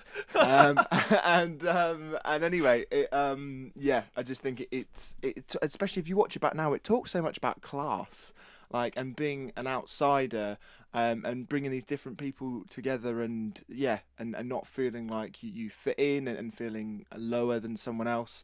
So it's got a lot of deeper elements in this film, but underneath this incredibly funny concept, and funny film. And there's so many great bits in the second film. I love so much. Again, the music is so important in that. Yeah, I just it's so iconic, and so much nostalgia connected to Shrek for me. I don't think the third one is anywhere near as good. I think the fourth one is very different but good. And yeah, as a franchise, I think it's just yeah means so much to me. Cool. So yeah, on to Shrek all the your way. second one, good sir. I'm gonna go Ice Age. Okay. I loved the Ice Age films. Mainly just for Scrap, the little Yeah. squirrel. Yeah, I I think they didn't could have even. just done those short films, to be honest, couldn't they? Yeah, I didn't. I would just watch the Ice Age films and just be waiting for the next little scratch scene where he's Yeah, just the slapstick comedy. He's just trying to get an acorn. That is it. Throughout all or the whole that's brilliant. franchise, he's just trying to either Yeah, get an acorn or hold on to an acorn, and fails in every way. I just amazing. found that really slapstick comedy. I really liked. Yeah, I can't remember hugely loads about them. Yeah, they were just ones I watched a lot as a kid Yeah, and really enjoyed. Just loved all the characters. yeah. I think it's similar to Shrek in some ways, and especially in the fact that it hugely changed between the first and second one, in how technology changed. Yeah. Like you look at the first one, and yeah, the backgrounds are quite plain, and they just couldn't do as much with the technology at the time. Again, I think with that one, the first one and maybe the second one are the best. Yeah. But I don't. Maybe I haven't watched it for a long time, but I don't remember a massive amount about the first one. Um, Yeah. So yeah, yeah. I just put them as like a general Mm, the Ice Age mm, franchise. I just watched that, and that was like when I was really young. yeah. So that was So a yeah. similar thing for you as for me for Shrek. Yeah, I don't know how much I'd get on watching them now, Mm. but yeah, I just vividly remember watching a lot of the Ice And Age films. it follows a similar formula. Yeah, Again, in that you've got that you've got that the main protagonist, who's kind of a bit of a loner, and then you've got this supposed to be annoying character, which is in Sid. Obviously, yeah. in Shrek, it's Donkey. So it does follow a lot of the same kind of Diego ground. is very much like Puss in Boot. Yeah, there's a lot Yeah. of like yeah. Similar. Oh, Diego's great. Yeah. Yeah, yeah, good film. Didn't think about it, but yeah, great. Right, my number two. Again, I'm doing this on the fly. I love them all very much. I'm gonna say, oh, this is hard. Do you know what? I'm gonna say Lilo and Stitch. So Okay. you've not seen No. Lilo and Stitch. Again, this maybe not the best of the films on there, but again, it just really pulls on my heartstrings, and nostalgia for me, because I love this film so much. It's so sweet. I have a life size, or probably bigger than life size, Stitch at home. Right. It's huge. Like when I got it, I must have been, I don't know, I must have been about 4 or 5. It was bigger than me. We got it when we went to Universal Studios or Disney as well, Disney World in Florida. Oh, cool. Yeah, it was what I wanted more than anything, and I still have it. And yeah, I love this film so much. There's so much heart in it, and it introduced me to Hawaiian culture, Uh-huh. and in a way that is which in other whenever as a kid films introduce you to kind of foreign cultures, sometimes it and quite often it can be a bit offensive and not authentic. Yeah. But from what I know and from what people say about this film, this is very completely unoffensive, completely authentic, and it's so sweet. And the character design and the animation style in this is amazing, and it's got one of the best, like, heartwarming lines in any film ever, which is when something that they say in their dialect is ohana, and Stitch says this later in the film. I can't remember exactly what happens, but they're trying to take him away, and he says ohana means family. Ohana means no one gets left behind. And Okay. every time I hear that, it just makes my heart melt. I have a heart, people. I'm sorry to say, but It's yeah, in there. it's in there somewhere, buried deep. Yeah, this film never fails to absolutely melt my heart, and I absolutely adore it. Okay. Cool. So on Okay. to you, good sir, for number 3. I'm gonna say Chicken Run. It's probably Okay, the lesser watched ones of the Aardmans for me. yeah, Um, but the best, you think? no, No. no. Yeah, Chicken Run. I really enjoyed it. It's the Great Escape. It's the Great Escape Yeah, of chickens. yeah. That's I the think film. I've only seen this once. Okay, I would watch it again. Right. It's so good, and it's just, I just love Aardman are the best. I think Aardman are just the best. They're the best animation studio out there. You think? I 100% think that Aardman Better are than the strongest. Pixar? Yeah, Better than DreamWorks? Yes. Better than Illumination? I believe so. Wow. I believe they are the best because they've done it with their thumbs. They have made is it. mad. They have made every single little thing, which we'll talk about with Flushed Away. If you're going Yeah. to talk about Flushed Away, because that's the first think time so, that yeah. they did it digitally, rather than with Oh, yeah, of clay course. models. But yeah, it's just the artistry behind it. It came from Nick Park, who spent 7 years working on that first Wallace and Gromit, in his basement. It's so British. It's so authentically British. But from my understanding, other countries love it as well. So I won't talk about too much about Aardman in general because I want to save that kind of towards the end. But specifically Chicken Run, yeah, I really enjoyed it. It was really scary. The Yeah. is it Mrs. McCready? Oh, what's the It's McCready, isn't McCready? it? Yeah, the villain. She's super scary. It's just like all the machinery and the chickens are like there's like it feels real There's like horror threat. They're gonna, aspects in there, yeah. but they're like the really stupid lines like I don't want to be a pie. I don't like gravy. Just like those kind of like, yeah. It's so funny, and they're so I really hold Aardman in high regards because you can watch any Aardman film. You can be 2 years old or 102 years old, and you will love it, and you'll get something out of it. They're just so clever and so beautiful, and they've made it with their hands. And they've painstakingly moved it frame by frame for you. And I love Aardman. Amazing. Well, and I've got to say something. 2 omissions that I left out of my larger list. I just want to say before I get on to my number 3. One being Finding Nemo. I just remembered. Right. I'm going to share something a little bit embarrassing about Finding Nemo for me. Yeah. I don't like the ocean. Like Right. I have like scared? I'd say I still have it now. Like I can't look at imagery of like underneath the ocean, Okay. a deep sea. That's like my weird phobia thing. Okay. I don't know what it is. What from what's down there? Like You just don't know what's that. Just like images of deep under the sea. No, I'm not watching. I'm not looking at that. That's terrifying. If it's a coral reef, if I can see something near the ground, that's fine. deep blue, and I was freaked out by Nemo as a kid. I was just like, I don't like this. So was I actually. It's I was just quite I don't scared. like you can't see. It's horrible. The ocean's fucking terrifying. It was the bit that everyone always says about the shark, and yeah, that is quite scary when Bruce goes feral. Yeah. But for me, it's the barracuda at the beginning. That's harrowing. That's awful. Mine's the deep sea diver with the mask. Yeah. Just Yeah. and I'm getting freaked out about it now. I still find Finding Nemo scary to watch. That is my confession. I would not Still now? I would not be comfortable watching Finding Nemo Right. because it's images of the deep blue sea. Just don't like it. Interesting. Do not like it anyway. No, I do get on board with the kind of. Yeah, as a child, I think I was definitely scared by it. But we've always, it's funny going on from this, we've always kept fish in tanks, which, sorry, but yeah, it makes me feel like the villain. Or maybe I am the villain. But I've always been really interested. I've got a weird fear of kind of the ocean as well, actually. And I have this recurring dream of kind of just being in the ocean with fish around me. And I don't know, it's really creepy to me. Like because fish. you drunk that fish water. Yes. Okay, I once drank fish water because I thought it was in an Oasis clear bottle, and we were taking the fish were dying in our tank, so we took.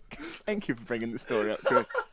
So we took some water as a sample to the vets so they could see what was wrong, like the pH level or whatever with the water. What is wrong is your son keeps drinking this. So we took it in an Oasis bottle. I also took an Oasis bottle of water just to drink. And basically, the classic hijinks as happens in a film. I got the wrong bottle. I started drinking it. I was like, oh, that's a bit weird. It's like, yeah, because that's the fish water, Callum. And now he has fish dreams. No, He's fish dream man. I genuinely, for a minute, thought I might like become Spider-Man and turn into Fishman and like grow gills or something. No, you just get fish dreams. Yeah, it's fish dream. Fish dreams forever. I don't like that feeling though of fish passing past my legs and like the feeling of it's really creepy to me. But swimming around in your tummy is absolutely fine. Anyway, I'm one with the ocean. Let's carry on, Callum. So the human Finding fish Nemo. tank. Thank you for bringing that up. And also, now I've got to say this, and I know it might, affect my incredible high-level street cred. But I had two sisters, and one sister particularly that we grew up at similar ages. And I'm not afraid to say it, and I'll say this because I spoke to two friends about this, and they also watched these films. So I'm gonna stand up for these people. I watched lots of Barbie films as a child. Okay? I've got a sister that's only 3 years younger than me. We watched lots of films together, and we watched Barbie together. Cool. And there's about 1 million different Barbie films. They do Swan Lake. They do Prince or Princess and the Pauper, 12 Dancing Princesses. I've probably got that wrong now, but like so many of them, and obviously of varying degrees of quality. But some of them are genuinely like good. Well, I funnily enough, I used to play with Barbies when I was little. Did you? I would want Barbies when I was super little, and I really liked playing with Barbies. But it's this weird thing, like even me, like being embarrassed to say it, like it's like a normal thing to do, but because of how society is, it's seen weird that we should not be playing and watching Barbie films. I had Barbies and Polly Pockets. I'd dress them up. Watch Polly Pocket film as well. I'm not going to watch the films because that is not cool. Playing with Barbies when you're younger is quite cool now. It's quite in. Okay. Yeah. Not watching the films. I watched a lot of them, and some of them were genuinely good. I'm just saying I'm not going to go watch them now. No, I'm not. What's your recommendation? No, I'm not saying it's a recommendation. But yeah. Cool. Okay, but if you're gonna watch one, Barbie Pegasus is a great one. Okay. Anyway, back on track. My number 3. And as we were talking about, let's get back on track. That was a huge diversion. As we were talking about Aardman, let's talk about Flushed Away. Yes, I think. Sorry, it's your film. You talk about it. Shut up. Flushed Away is. I mean, I watched this not too long ago, and there's so many references in this film to Star Wars, to Finding Nemo, to James Bond. Like, there's so much in this film, as I think Aardman does a lot. Yeah. But it's so funny, and I didn't know that it's Hugh Jackman playing Roddy. Yeah. And there's so many great actors in this. I mean, Ian McKellen plays the villain. I think is it Kate Winslet? I think that plays. Yeah. It's just absolutely action-packed, like star-studded cast. Jane Reno plays the. Yeah. Jane Reno plays the frog. Yeah. Le Frog. It's just Bill so Bill good. Nye is the big white, the kind of albino. I Yes. still like. Okay, like keep your legs straight when you hit the water. I don't like. I kept my Well, legs extra. straight, Spike. So funny. It's That's so Andy Serkis playing yeah, Andy Spike. Serkis and Bill Nye are the It's voice. Yeah, I genuinely think it's one of the funniest films of all yeah, time. and interestingly, it was as I was saying, it's the first time Aardman moved away from I doing didn't it even think about with that. Yeah. plasticine and did it So how digitally. was this? And did they make the plasticine models and then No, base the? they just they did. But from what I remember from watching the documentary about it, I think it was the first time they'd got a big American studio had bought into it, and so Right. um yeah, they did it in the same process of kind of frame by frame, moving it bit by bit, but they just did it all digitally, and they modelled it digitally rather than with but and they haven't gone back to that. They've always gone back to doing it with plasticine, which I really love, and I don't think Flushed Away is any worse because of it. No. But it's nice that they've kept that. They tried that and they for themselves Oh, thought yeah. it didn't work, and they've gone back to that. But again, just Aardman are the best. Aardman are the best. I'm sorry, They're they're the so best. good at creating these characters which should not be relatable at all because they're made of plasticine, but they're so relatable and you care about them so much. And it's so charming. Aardman really is so good at making the characters, making their films charming. Yeah, And this film is action packed, but it also has great just quiet moments of like Roddy and Rita just having a quiet moment just about talking about their backgrounds yeah. and actually being truthful. And there's so many funny moments in this, like when he goes over to her house and the house is moving side to side and he starts singing Tom Jones, and by the way, I Yeah. love Tom Jones.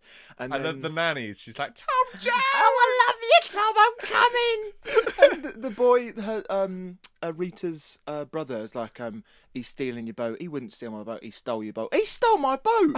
And it's just there's so much Yeah. great comedy in this. I think if you have not watched it, what are you doing? It's so good. Yeah. So funny. So many references. It's not dated whatsoever. Yeah. It's I'm glad that they tried animated, and for me it worked. Yeah, yeah. No, it's brilliant. And yeah, so funny. Please watch it. Is Yeah. it a bird? Is it a plane? Those are my underpants. It's just so good, so good. Right, on British to your humour at its finest. Yeah, it is British humour at its finest. Absolutely. Okay, I've gone all robots. Oh, good. I don't have to go robots then. Yeah. Good. I loved that film. I just remember each robot in that film is so different, and like just as a kid, like they were so cool. I wanted like a toy of all of them. They were just brilliant. And Again, star-studded cast. yeah. Robin Williams, wasn't it? Is it Ewan McGregor playing? I believe so. I think can't. so. I can't really remember who's in it, but yeah, I really like that, and really scary moments as well. It's Fender, isn't it? Is it Fender? Yes, The Robin Williams. Yeah. Yeah. Yeah. Rodney Copperbottom. Yeah. Oh, I really like that. I really bizarrely remember that, you know how you can get like different, like when you were younger, different cereals would do little toys in them. Yeah. I remember collecting ones that had robots in them. It had a game as well. I think that must have been PS2 or maybe later, but Okay. it had a game as well. At the time that all films like this had a game. I just remember one specifically. There's one robot, I think it's his dad or something. It's like a dishwasher as part of his belly, and just little like functional things like that, and yeah, I love the there's world like an underworld of robots, and then there's like the pristine. Again, there's a lot of class in this. Classy, the kind of like silver studded robots, and and there's a scene where I can't remember his name. There's a huge robot, a big spinny one that like is like a big wig at the company or something, and there's a sequence where they like almost like traveling on him throughout the city. Yeah. Just beautiful. The design things of this to look film, at. Amazing like, production design. Just the transport system in this, Yeah. where it just throws the ball from one thing to another, and it's like a marble run. Amazing. on those big scary like street cleaner things. Yeah. That would like take people down Terrifying. into the underworld. Yeah. I remember that really scaring me. And there's- then you'd see them like in real life. Those like just the street cleaner Yeah. things that people drive around. You're like, it's I gonna think get me. I tell you what, I think this film is very and how it talks about kind of class is very like important today actually. Yeah. Like especially everywhere, but this country right now, you could really, I don't want to get political, but you could really talk about this film Yeah. nowadays. Yeah, I think it's great. absolutely. And again, it talks about kind of it's got big themes in there, but it's also there's a real wonder aspect to this, and there's so much comedy. It's so funny. Yeah, yeah, really good. Brilliant. Robots. Right. Okay. So that was your fourth. Yeah, yeah. So now for my number four. Oh, yeah, Treasure Planet. Cool. I've So not you even haven't heard. seen Treasure I Planet. haven't even heard of it, Callum. So yeah, I'm gonna it Google it now as you. Yeah, so it follows the same basic story as Treasure Island. It's this boy who lives with his mother. His father left him at a young age, and it's kind of about he's an angsty teen and trying to rebel from his mother. And his mother works in like a tavern. And he just wants to be away and do what his father did. And Right. obviously in the book it's at sea, but here it's in space. And just again, the design of this film is incredible. It's these these proper big ships, like you see in Pirates of the Caribbean or anything like that. Those age ships, but they're spaceships. It's amazing. Okay. Yeah, like got sails and everything, but they're in space. They sail around space. Okay. It's amazing. It's incredible. And there's again really, I can't remember what the character's name is, but there's this really horrible evil character that has these claws that really scared me as a child, and almost kind of alien aspects of how he kind of crawled around the ship. And yeah, there's a great scene in there, and this weird kind of um, paternal relationship between this one of the pirates on the ship. Um, and that ends up then being bad. But yeah, just a really complex relationship there, and this really cute little like you see this little like these mascot characters in films, which mainly are just to sell toys and Yeah. just to appeal to the younger parts of the audience. But it was so cute. I can't remember what his name is, but he's a little shapeshifter. Okay. His normal form is like a little pink blob, but he shapeshifts into different things. And there's who is in this? Oh, it's Martin. Oh, I can't remember what his name is. Plays Buddy Frosty in the Santa Claus films and is a really famous American comedic actor. I can't remember what his name is now. But he plays the robot in this. Okay. And Hugh Laurie's in it. I Okay. think Emma Thompson plays the captain of the ship. Again, a great cast. It's yeah, the design of the ships, the design of the world here is amazing and really caught my imagination. And yeah, I absolutely love it. And it's a great story about kind of again about family, about um, parental relationships and how you can find that in people that aren't your blood. And yeah, I absolutely love this film. And a lot of nostalgia attached. I need to watch it again now that I'm older. But yeah, this is a lot about growing up, and there's a lot of nostalgia and a lot of emotion for me in this film. I love it. Cool. Please watch it, Chris. Please. Alrighty. Okay, my last one, and I've talked about it a lot, but it's Wallace and Gromit, but it's Aardman. It's So just, you're talking. I'm talking about Wallace. I'm gonna fiercely defend these because I know they're TV episodes, but they're not a series. They never come out in No. a series. They are a 30-minute Which is your favourite? film that comes out. I think my favourite from growing up would be A Close Shave.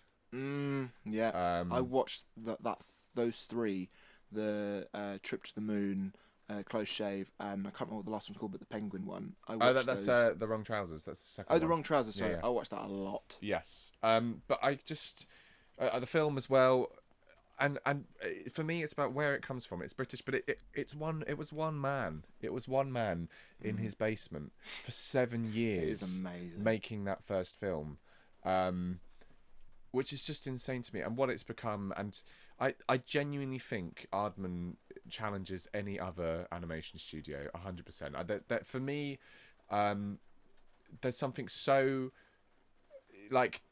There's something that like appeals to adults and appeals to children so much. It's a big Christmas thing for me, actually. Okay. Oh, any Aardman thing I will watch at Christmas time, and I will really look forward at Christmas time to sitting down like with a mince pie and watching Aardman film. It could be the new Shaun the Sheep films. Oh, I love Shaun the Sheep. I will watch an episode of Shaun the Sheep around Christmas time I love or Shaun two. the Sheep. There's something so funny about them, and as we talked about in Flushed Away, a lot of it is in the dialogue. But something like Shaun the Sheep, it's just slapstick humor. It's They're a lot. They're just, Yeah. they're so authentically funny. Mm. But Wallace and Gromit is the biggest one for me for them. And they have become such an iconic pairing and character throughout, like, internationally. And yeah, just always using kind of film and TV tropes to kind of tell interesting stories. And then again, they've got even, we talked about it a bit with Rowan Atkinson, but they've got that straight character, idiot character relationship, and the straight character doesn't say anything. It's Gromit, and he's the clever one, and just all the contraptions, the inventiveness of everything, and the film Curse of the Were Rabbit, I would watch so much. Good. So I just funny. like a really funny bit for me is when Ray Fiennes' character, I forget his name, he's the villain. Oh yes. He gets caught on a pole and his arse is showing, and the vicar's like, "Beware the moon!" Just like stupid things like that. It's like, kiss my carrots, kiss my brassicas, kiss my it's a joke. It's just like stupid things like that. It's so good. Because I just realised it's basically Beauty and the Beast, isn't it? Yeah, I think To some extent. Yeah, there's always some kind of film that they're kind of it's a werewolf film. It's a werewolf film, but with a rabbit, basically. Yeah. It's so funny. And again, incredibly British. Yeah. And I think the contraption side of it really, I think, lends itself to, like, a child. It's just, it's that wonder again. It's just like, it's so cool. Yeah. I find those films so cool. And Hutch, the little rabbit that gets created. Hutch. Oh, that's brilliant. Oh, I do like a bit of gorgonzola. It's just this tiny little rabbit that just becomes Wallace. It's great. Yeah, no, I love it. Absolutely brilliant. Very good pick. Aardman is my best animated film. Anything they do. Anything. Okay, I'll take that into account. Yeah, I do think they're brilliant. And maybe not unappreciated, but I think underrated. And I've got my recommendation for you. It's come to my head. Oh, okay. Right, we'll talk about that later. One, but yeah. Right, okay, so my final one. Oh, this is difficult. You've taken a few, which is good. So I'm gonna say Despicable Me. Yeah. I think it's 100%. I didn't originally think of it because it's maybe slightly later on in my childhood for animated films. But this changed the game. This absolutely changed the game of animation, of modern animation. And then obviously Illumination now are huge. But their animation style is amazing. Yeah. Like, it's just incredible. Like, so much of it is really realistic, where they can do, with the power of their processing, they can make these amazing things as well. Like, I love the kind of the core aspect of this film, which is all about, like, a villain basically turning good, which has obviously been done before, but it's so good, and Steve Carell is brilliant, and just, we're going to steal, wait for it, Demon! Like, it's just, and it's so quotable as a film. It's so quotable. Get us your tiny toilet. What about it? I said dart gun, not fart gun. Here we go again. Flatulence. We're back to fart jokes. I remember seeing the trailer for Despicable Me in a cinema, watching another film as a kid. I was like, I was wetting myself at the trailer. I was like, I want to see that. I want to see it. And the little minions. I mean, they've been a bit done to death now. Yeah. But when you first saw them, they were like, amazing, the best thing ever. And they weren't meant to be like that. In the original designs, they were just going to be like actual, like, what you would normally think as like henchmen. They were going to be like henchmen, just stupid. But what a stroke of magic, making the little yellow things with different number of eyes depending on the different characters, and making them, again, weirdly relatable and, like, lovable. And just the scene when they go into, like, the shop. Papai. It's just like... Papai. Papai. Papai. And, like, this is so instantly recognisable and so quotable, this film. Yeah. First we steal the moon, then we sit on the toilet. Just like, you've got a bit staff then. Oh yeah, it's always all my impressions go into stuff. They do, and the fact that Russell Brand plays the old man, plays Dr. Nefario, and the second one's great as well. I think the first one's the best, but the second one's great. Yeah. Just the premise that he goes to a bank of evil and he's just trying to get a loan to be evil. It's like the whole point is just he's got to be a supervillain. And all the gadgets as well. Like Vector, whatever his name is. vector, direction, and magnitude. It's just, again, brilliant cast, incredible animation style. I love all of the designs, the shrink ray. It's so much fun. This film's so Yeah. funny. Again, music's very important and made obviously Pharrell Williams a lot of money. Yeah. Obviously Happy, a great song as well. I'm having a bad day. It's about time that you go my way. Yeah. Just so great. The opening sequence where the pyramid is a big bouncy castle. Yeah. It's just, there's so many great things in this film, and I think it really does need to be put aside the Shreks, the Toy Stories. I think it's that important. Yeah.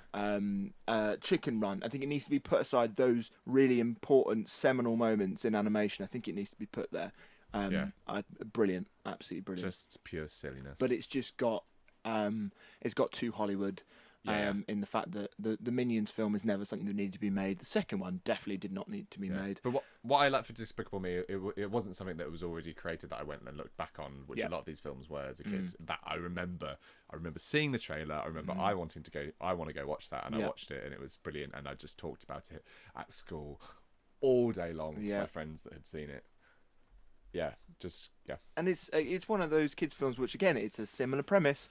It's of again, someone that doesn't like kids, same thing as Jurassic Park, then ends up loving these three children. Someone who doesn't fit in at all and finds that they have to do these weird things to try and feel some kind of self-fulfillment. Again, like big themes in a film like this, but just done with so much silliness, so much fun, so much universal humour. Aha, it does work this time. Universal, because it is, well, it's Illumination, but I think it's Universal as well. Yeah, I remember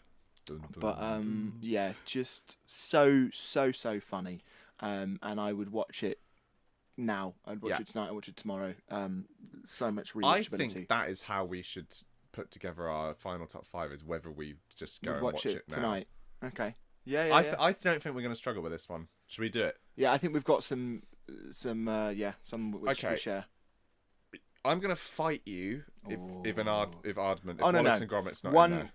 As a collective. Wallace and Gromit. So I want to put an Aardman film in, but I don't. You don't think Wallace and Gromit is worthy of being? I'd rather put Flushed Away in. I think Wallace and Gromit is better than Flushed Chicken Away. Run and Flushed Away should all be in the top 5. Should we put Aardman in then?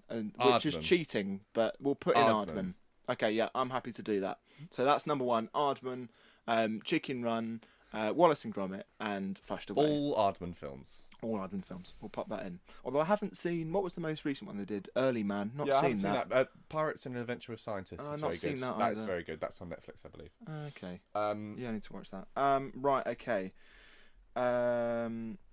Robots we agreed on. Yeah, okay. Makes sense to put robots in then. I'll fight you if you're not going to put Shrek in. Shrek has to be I'll allow in. Shrek in. Yeah, Shrek's got to be in. Okay, so we've got Shrek, we've got Aardman, and we've got robots. So now it's the 2 spaces, which I think is going to be a bit more difficult to fit in. To be honest, I don't know. Those are the ones I really wanted to fight for. Like a lot of yours. What were yours again? Because I just agreed on a lot. So I got Lilo and Stitch, Treasure Planet, and Despicable Me. Well, Despicable Me. Yeah? Yeah. Put that in? Yeah, okay. so we've got Despicable Me, Aardman. Yeah. Robots. Shrek. And Shrek. So one more. Wally? No. I'm not having Wally in there. I haven't seen the other 2 that you've done. Oh, what? So, so you've not seen Stitch. Treasure Planet and you've not seen. So I've got Wally and Ice Age. Oh, and Lilo and Stitch and Treasure Planet are far better films than those. I mean, to me, and my opinion is the one that counts because it's my show. I think Wally is. I think you would watch Wally now and enjoy it.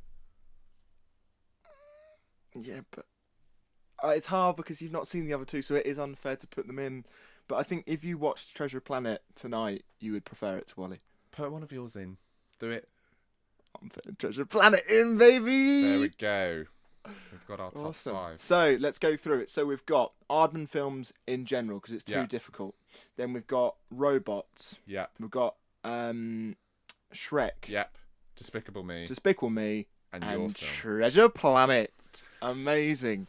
That was so much fun. Cool. I think the best way to sum up these films, and a word that I realise I keep coming back to after first talking about Jurassic Park, Jurassic Park, is wonder.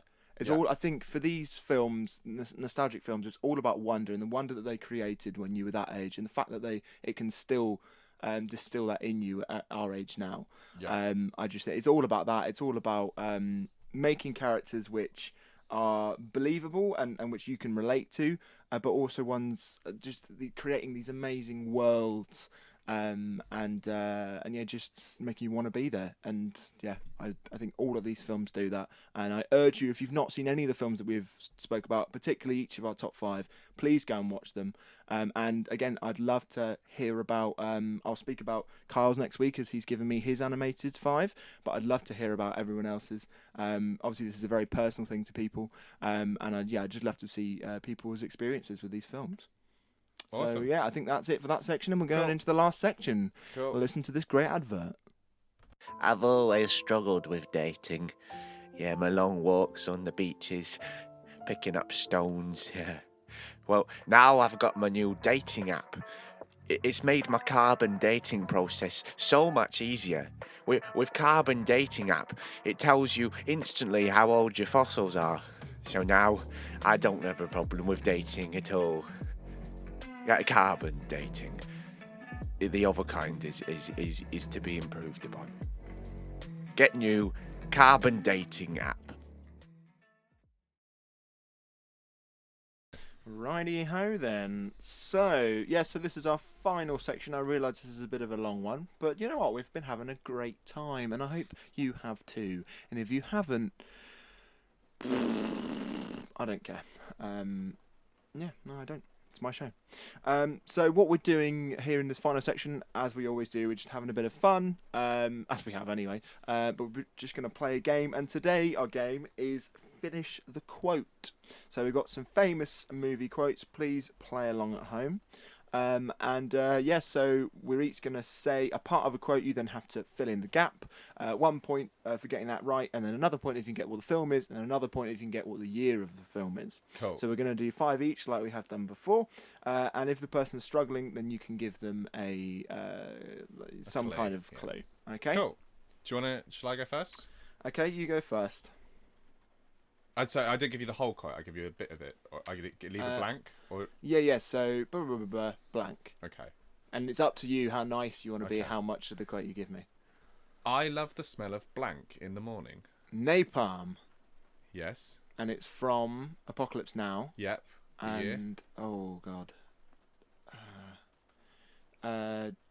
1989. Ooh. Cool. It's Apocalypse Now, 1979. 10 years out. Oh, Yeah. I did not know it was that old. Yeah, Oh yeah. my god. There you go. So that's 2 points to 2 you. points to me. Right, for you, good sir. I have had it with these. That is. I was nicer to you. Had it with these. I was so much nicer to you.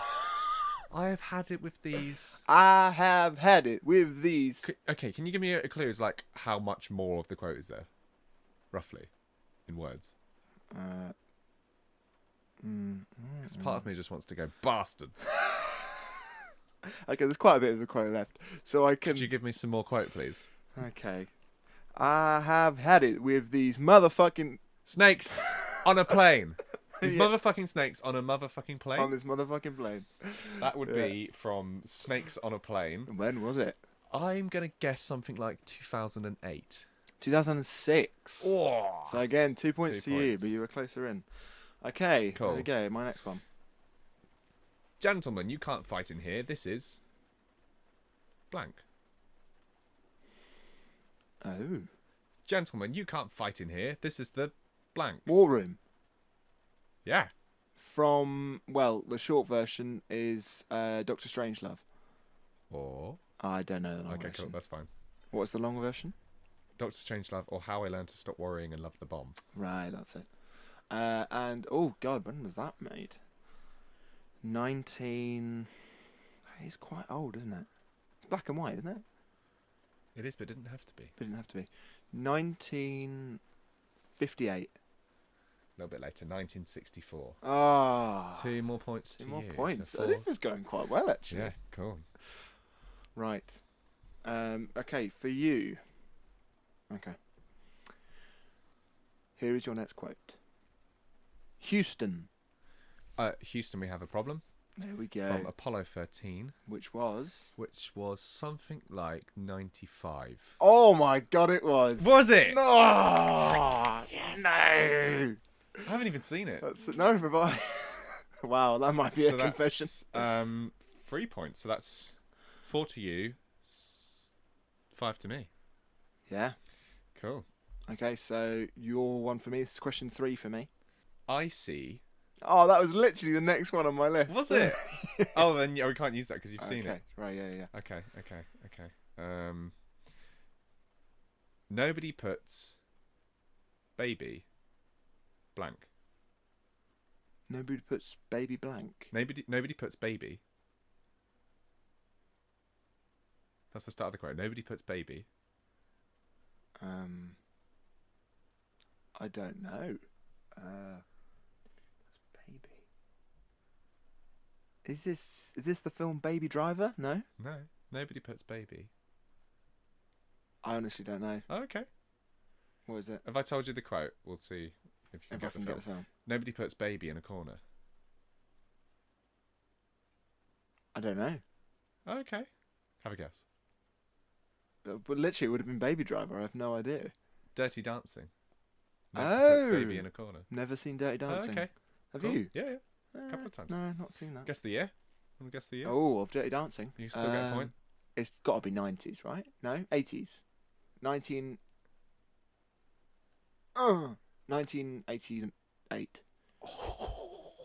It wasn't 9, was it? 1987. Oh, So man. you'd get no points. No point, nil point. Nil point Oh, to you. I feel like the UK So for it's most years of Eurovision, but not us yet. 5-4 still to me. Okay, right. You're number 3. Go ahead. Make my... Oh, go ahead, make my day. Oh, well done. Go ahead, make my day. Is it a Clint Eastwood film? Yes. Is it Dirty Harry? It's not, no. Go ahead, make my day. Okay, you're gonna have to tell me the film. It's Sudden Impact. Okay. Do you know the year?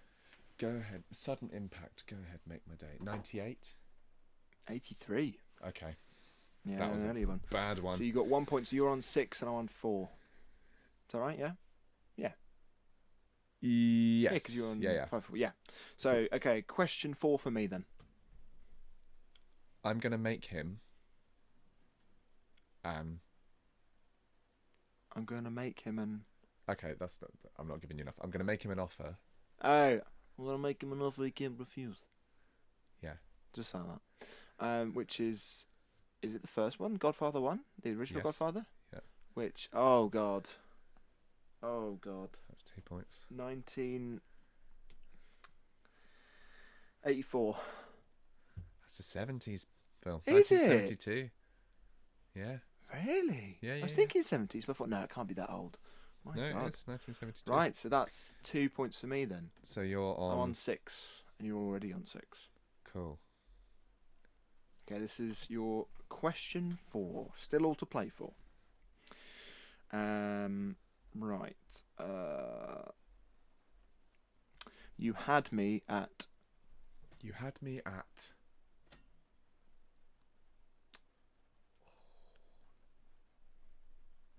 You had me at. I don't know. No clue? I don't know what the quote is. Okay, so it is You Had Me at Hello. You had me at hello. Do you know what film that is? No. No, it's Jerry Maguire. Do you know Oh, when Jerry Maguire came out? No, 68. 96. Oh, okay. Yeah. No points to me. So Nil still point. 6-6. Here we go. Oh, it's definitely what to play for now. Okay, right, my question 4.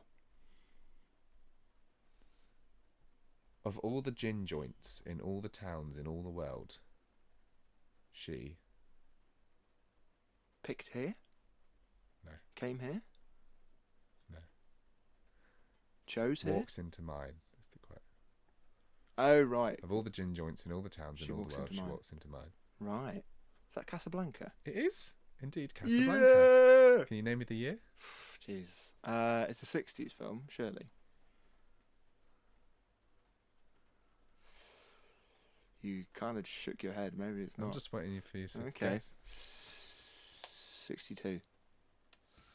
20 years out, my friend. What? 42. Casablanca's Is a film that from the old? 40s. Yeah, yeah. Oh my god. 1942. And it's still one of the most famous films of all time. Yeah. Wow. There you Okay, go. so I got two points there. No, you got one. You didn't get the quote right.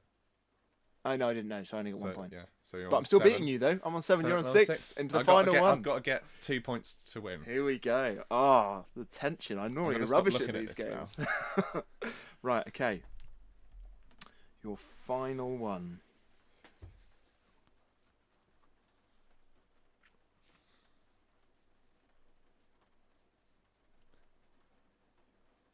You'll have to take this pause out.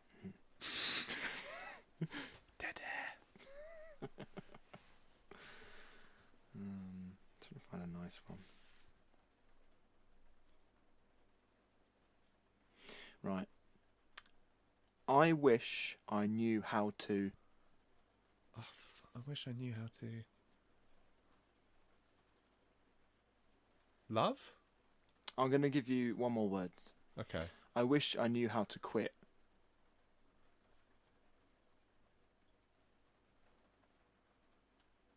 I don't know. It's. Being. Oh, I wish. there's only one word.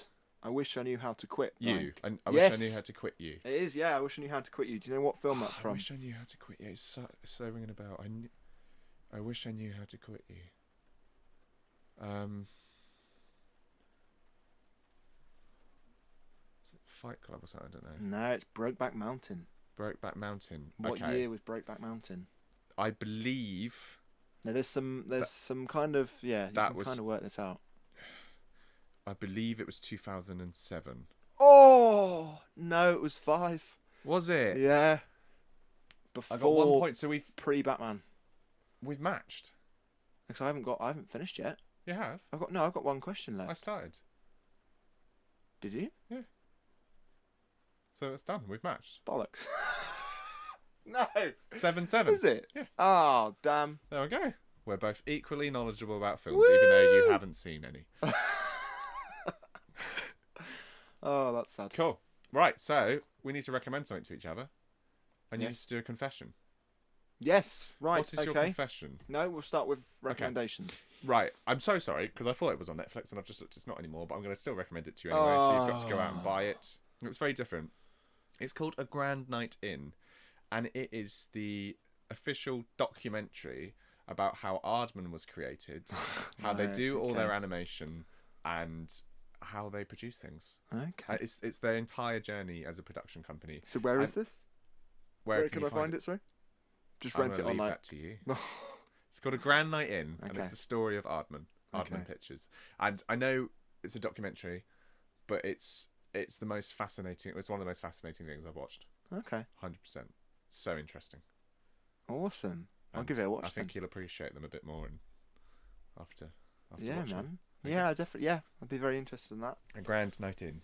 Awesome. Right. Okay. So I shall give for you, and I'm actually going to give this to both of us, but I'm going to work out find out whether you've seen it yet or not, because I really want to watch this, and I'd love an excuse to talk about it on the pod, because I think I'm going to love it.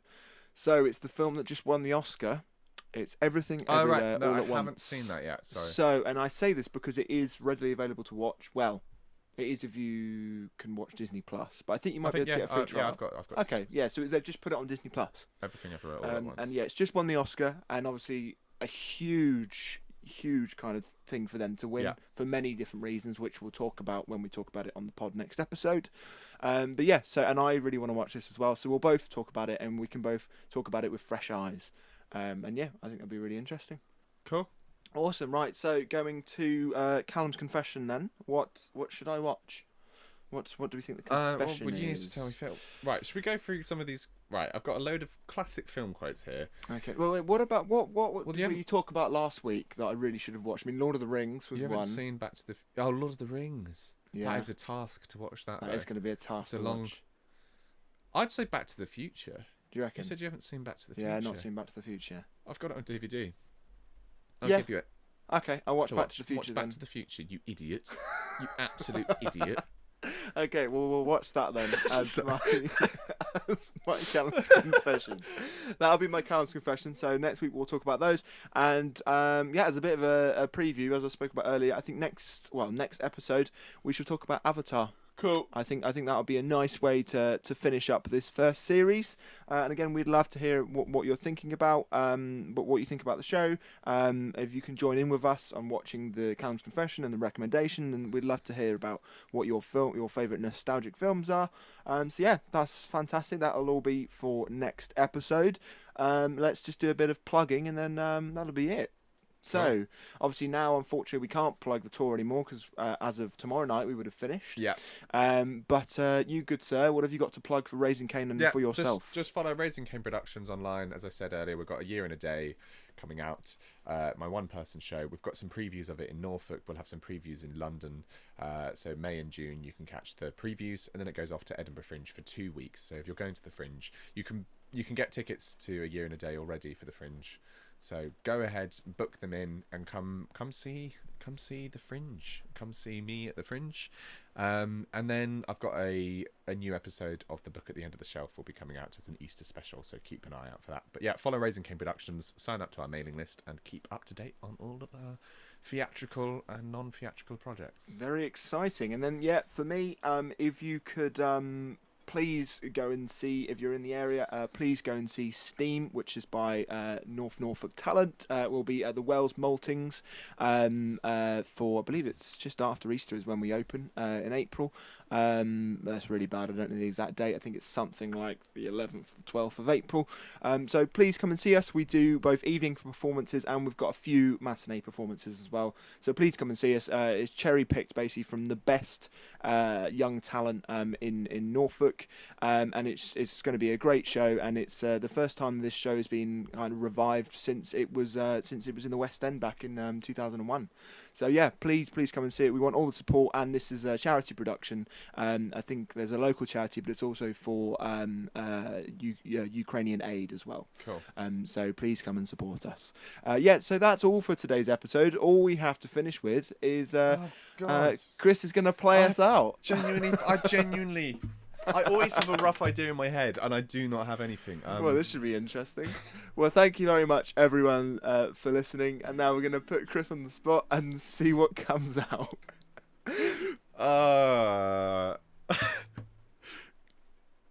Callum likes kids' films. His favourite is Shrek. Don't let him in your toilet, 'cause he'll leave a fucking wreck. Woo! Thank you very much, everyone. Bye-bye.